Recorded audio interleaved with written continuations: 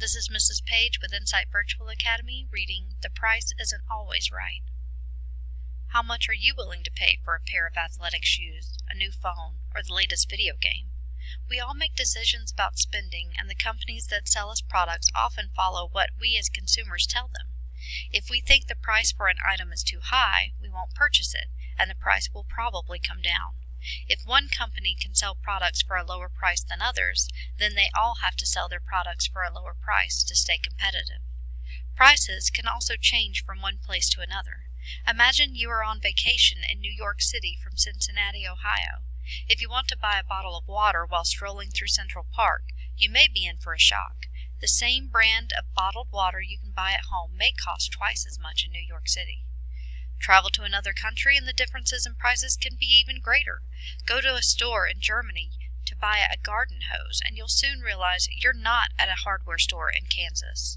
In Germany, each part is sold separately.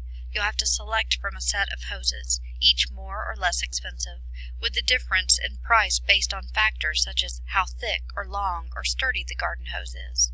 And you'll have to pay extra for parts like the nozzle that screws it onto the hose. Once you've found all the parts you need, you could end up spending between $65 and $120 for your new garden hose. If you go to a store in the United States to buy a garden hose, the prices will also vary, but the parts will probably come attached. There will still be a wide price range, but all the prices from the cheapest to the most expensive will be much lower. You'll probably spend between $10 to $40. What accounts for this difference? Two of the biggest factors are sales taxes versus value-added taxes and perceived value. In the United States, states need to make money to help pay for the services they provide, so they charge taxes on items sold. This is called sales tax, and is usually around 7% of the original cost.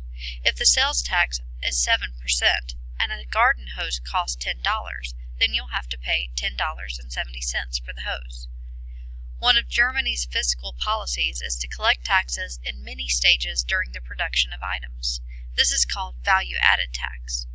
The makers of raw materials, such as rubber, sell their materials to hose manufacturers, and they pay 19% of what they make to the government. Hose manufacturers sell their items to retail shops like hardware stores. They also pay 19% of what they make to the government, minus the taxes the raw material makers have already paid.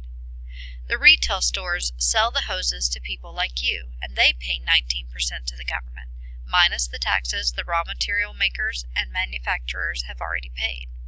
These extra costs to businesses get passed along to the consumer in the form of higher prices. Even with different tax costs, however, sometimes the difference in price between two places is hard to explain.